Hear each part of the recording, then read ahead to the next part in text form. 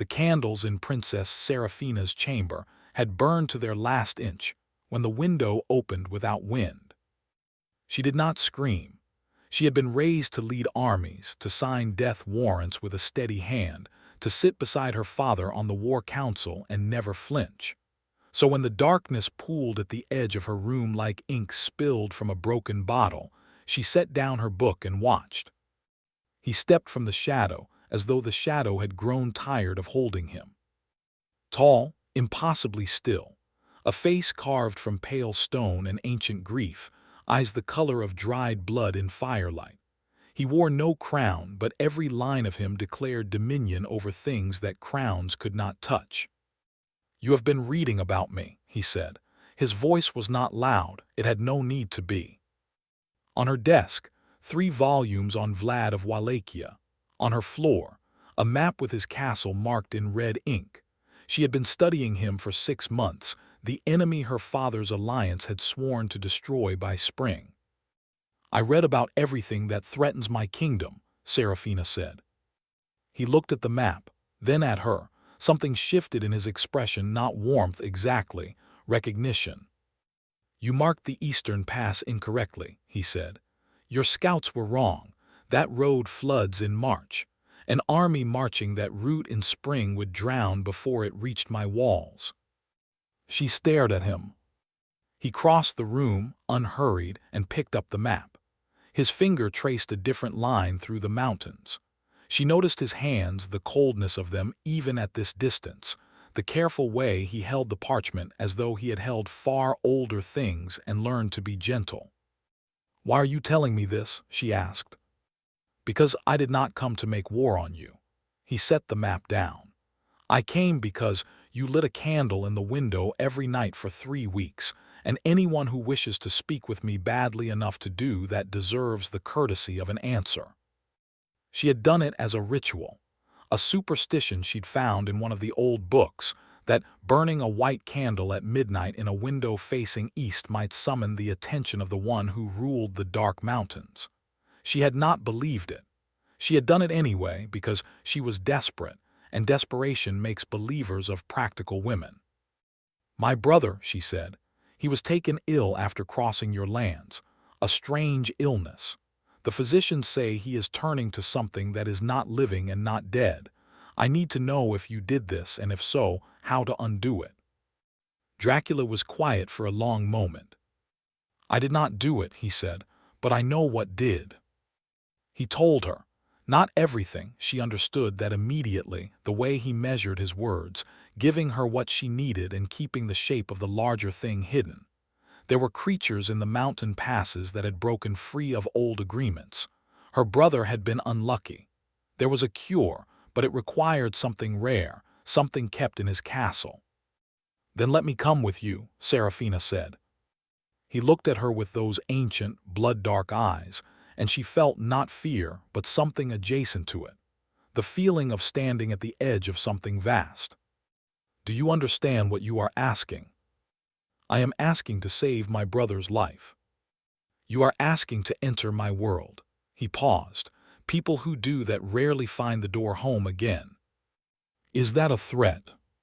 "It is an observation." He moved back toward the shadow at the window's edge. "Be ready before dawn. Bring nothing that cannot fit in a single bag. Your kingdom's soldiers will look for you and not find you, and that is a kindness, not a cruelty. Armies find only graves at my gates." He was gone before she could answer, swallowed back into the dark as cleanly as a stone dropped into water.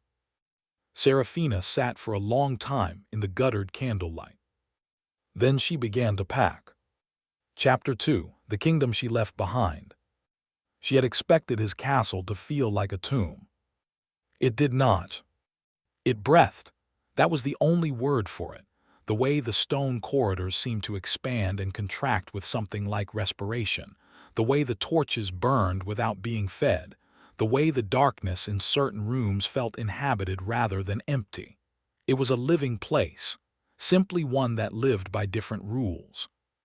Dracula moved through it like a man who had long since made peace with every corner. He showed her the library first. She understood later that this was his version of trust, not the armory, not the great hall, but the room where 700 years of his thinking lived in leather and parchment. "You can read anything here," he said, "except the 3 volumes on the black shelf by the north window." She looked immediately at the north window. "Why?" "Because knowing some things changes a person irrevocably, and I have enough irrevocable things in this castle already." He said it without self-pity, simply as fact. She found the cure for her brother's illness on the 4th day, a preparation of herbs and diluted essence that Dracula's court physician, a gaunt woman named Myra who smelled of copper and mountain air, compounded without being asked. Dracula had ordered it prepared before Serafina arrived. "You knew I would come," she said when she realized it. "I knew you would try," he said. "Whether you would succeed in leaving your palace without your guards catching you, that was less certain." She should have taken the medicine and gone home. She knew this. Her father's alliance would march in 60 days, and her absence would already be raising questions in the War Council. Her brother needed this cure delivered. There were 100 reasons to leave. She stayed. Not because she was enchanted, she checked for that methodically, the way she checked everything. She read the books on compulsion and thrall and found none of the signs in herself. She stayed because the library had 7 centuries of history that no one in her kingdom had ever read. She stayed because Dracula argued with her about military history at dinner and was wrong about the siege of Constantinople, and she told him so and he laughed, a real laugh startled out of him, rusty with disuse. She stayed because she was falling in love with him, and she knew it, and she kept making other reasons. On the 14th night, a messenger arrived, not from her father, from her father's chief general. The message was brief. The alliance had moved the campaign forward. They would march in 30 days, not 60. The eastern pass, the one her scouts had mapped incorrectly. They would flood and drown in March water before they reached the castle walls, just as Dracula had said. She went to find him. He was in the East Tower, watching the mountains in the dark. He heard her come, of course he did. He always did, but he did not turn. "The army marches in 30 days, she said. "I know, a beat. A different messenger, but the same news. They will die in the pass." "Yes. Unless someone warns them."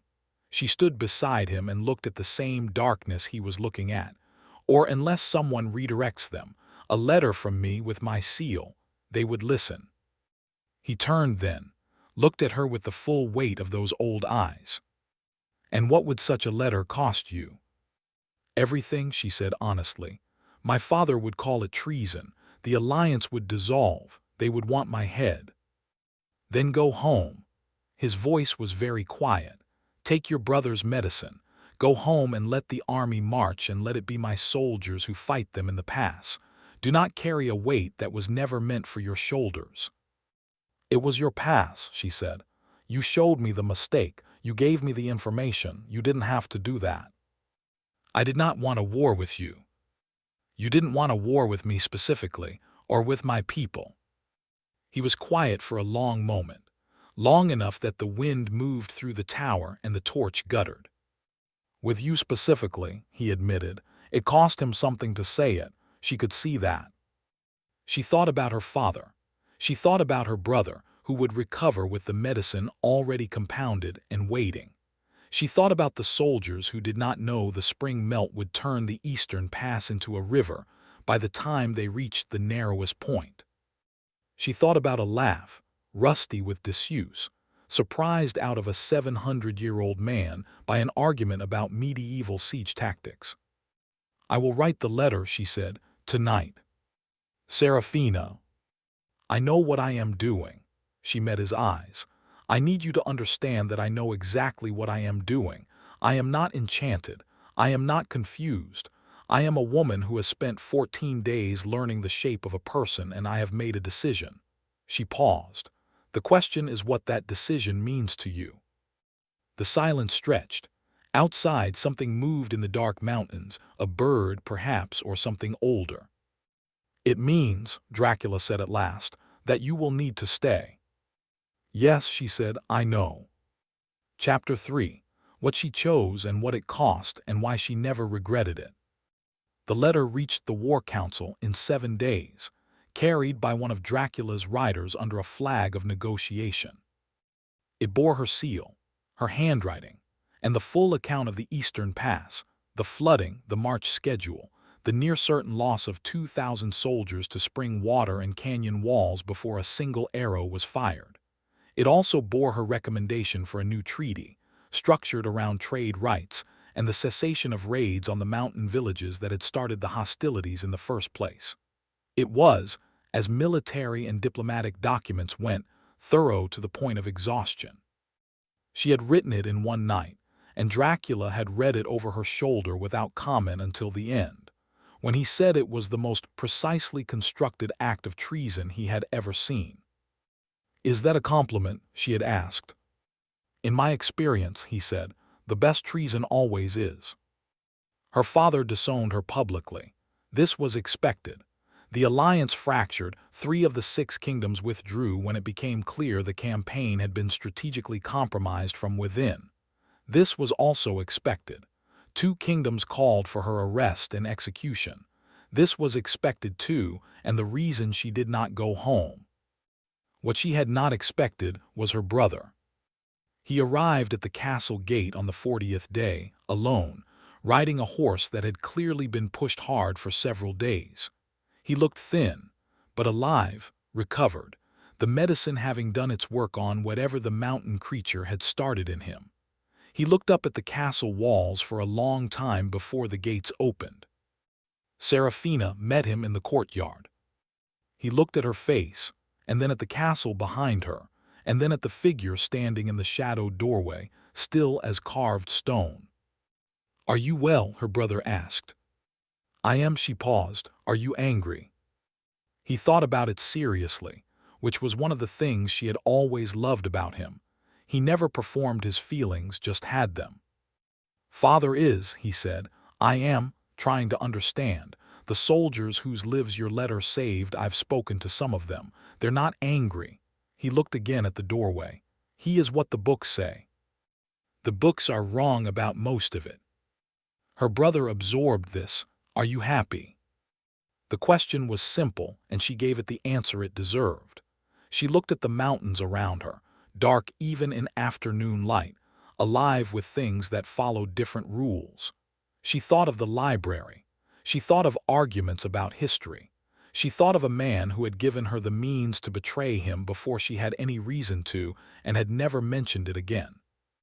"I am becoming happy," she said. "It's slower than I thought, but it's real." He stayed for 3 days. Dracula spoke to him once briefly, in the library, a conversation Serafina was not part of and did not ask about. Whatever was said, her brother left with his jaw set and his eyes thoughtful, and he embraced her at the gate with the grip of someone who intended to come back. "I'll send word when the worst of it has settled," he said. "It will settle. Politics always does." She watched his horse until it disappeared into the mountain pass, the correct one, the one that stayed dry even in March. Behind her she heard footsteps, unhurried, deliberate. A presence at her shoulder that had learned over 40 days exactly how close she wanted it. "Your brother is practical," Dracula said. "We were raised in a war council. Practical was survival. He will be a better king than your father." She turned to look at him. "That's a very specific prediction." "I have made many predictions over a long time. I am occasionally right." He looked at the pass where her brother had vanished. "The alliance will not hold without a common enemy. Without you to blame, they will blame each other. In 4 years, 3 of those kingdoms will be in a trade dispute too expensive to sustain. Your father's generation is nearly finished. Your brother's generation will need new agreements." "And you," she asked, "what will you need?" He was quiet. This was one of the things she had learned about him, that his silences were not evasions but measurements. He was checking the weight of what he wanted to say before he carried it out into air. "Someone who argues with me about the siege of Constantinople," he said at last. Someone who reads my library without permission and then claims it was implied. Someone who commits treason with the precision of a physician and the nerve of a general, and then asks me what it means to me. He looked at her. Those are not things I expected to need. I am frequently surprised by what becomes necessary. She had betrayed her kingdom. She had known the cost going in, and she had paid it with clear eyes and a steady hand.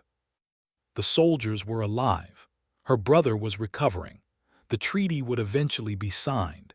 She was already drafting the second version, the one that would outlast the current generation of angry fathers. She had lost her title. She had lost her name in the kingdom she'd grown up in. She had gained a library of 7 centuries, and a man who had never once suggested she was wrong to want the things she wanted, only made sure she understood what they would cost. In her experience, that was more than most people got. She turned from the mountain pass and walked back into the castle that breathed like a living thing. The door closed behind her, heavy stone on ancient hinges, and the dark pressed in from all sides like something that had waited a very long time to finally have company. Above the east tower, a single window glowed white. Not a summons this time. Just a light kept burning because some habits are worth keeping, and some doors, once opened, are better left that way.